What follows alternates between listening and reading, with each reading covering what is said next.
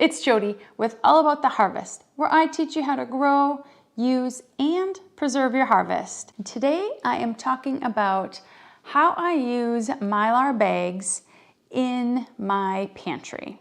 So if you want to know more about mylar bags, all the ins and outs of mylar bags, I did a video on what they are, why to use them, how to use them, how to seal them, and how to store them. And I will link that video here and also in the description below.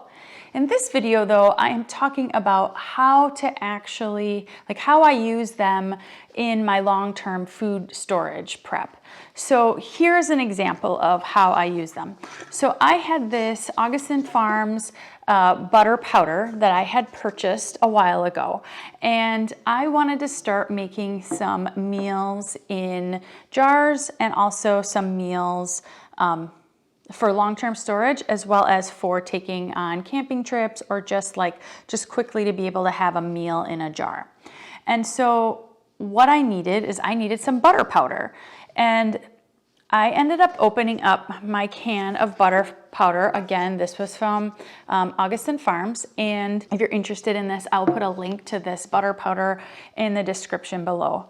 But what I did is I opened this up. I used it to make some homemade buttermilk pancakes. I tested the recipe, tried it, they were good. And so then what I did is I put some in some glass jars so that I could easily use them and also to give as gifts. And then some other ones I put in mylar bags, and I'm gonna talk about that. You know, the shelf life on this is until 2030. But once you open a can, then the shelf life drops dramatically, depending upon what it is. On here, they recommend once you open this, that you should use it within a year of opening. And this is a pretty big jar of butter powder. So what I decided to do was I'm gonna extend my shelf life of this now opened can into, to be even longer than 1 year. And how I did that was a couple ways. First, what I did is I took out the amount of butter powder that I felt that I would be using immediately. So I put in a pint jar. I filled this jar with butter powder. And then what I did, obviously I labeled it. I put on the top what it is and then some instructions on how to reconstitute it. And then I vacuum sealed this. So this jar is vacuum sealed. It's not canned. This is not canning. This is vacuum sealed. So that vacuum seal is going to give this a longer shelf life than if it was just had a lid and a ring on it, or if it was sitting in here. If you want to learn how to actually vacuum seal your food in jars, your dried goods, you can watch my video that I have on how to vacuum seal food in jars, and I'll link that up here and also in the description below this video so that you can use that to extend your food pantry as well. So this is going to be the jar that I'm going to be using for day-to-day stuff. So if I need something that requires butter powder, or if I'm going to make something that needs butter powder in it, then I will use this jar. I'll take from this jar. Now I only put it in a pint-sized jar because I didn't expect me to have to be using a lot of this within the next year. So I just put it in a pint jar. Now that is going to be my immediate storage. Now for long-term storage, remember this was long-term storage. This is good until 2030. But because I opened it, now the shelf life is 1 year. So I literally, the day that I opened it, I used it for some of my recipes. Then I put some in here for immediate, for my immediate pantry use. And then what I did is I put the rest of it in these 2 mylar bags. And these mylar bags have oxygen absorbers in them.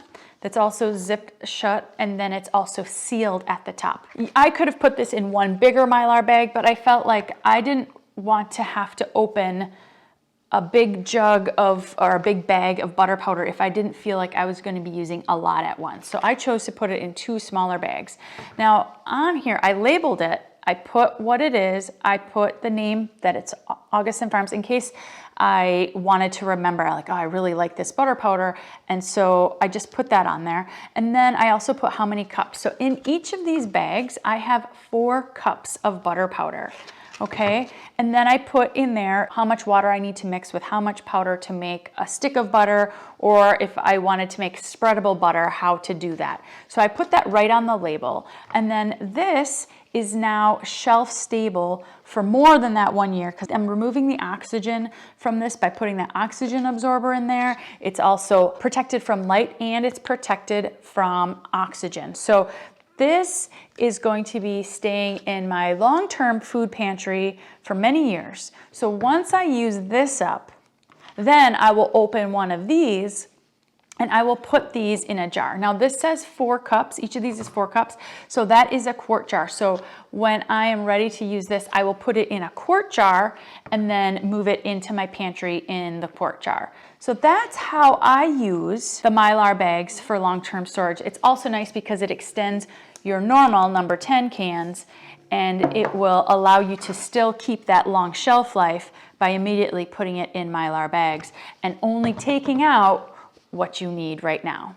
These particular sizes of bags for mylar bags might be hard to find, and I will tell you, I love these sizes for smaller amounts that I want to keep on hand. These particular bags are from Wallaby Goods, and I will link them in the description below. I love their products. I love their bags. I use them and love them. They have multiple sizes. They have 10 different sizes of mylar bags. So if you're looking for mylar bags, they have 10 different sizes and they have everything from 5 mil to 7.5 mil.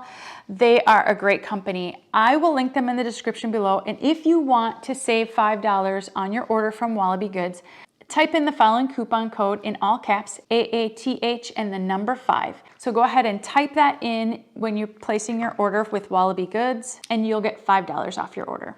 And if you want to know why I think the Wallaby Goods mylar bags are amazing, go ahead and watch my video that I will link here on why I think that their products are a superior mylar bag product. I'll also put that in the description below for you. And as a side note, if you do get this butter powder, then you know it has 10 cups. So I have 4 cups, and this was 2 cups. I did use some of it in a few recipes. So this can holds 10 cups of butter powder. So just a little fun tip. I hope you find this useful. Again, this is Jody with All About the Harvest, where I teach you how to grow, use, and preserve your harvest. And until next time, happy prepping.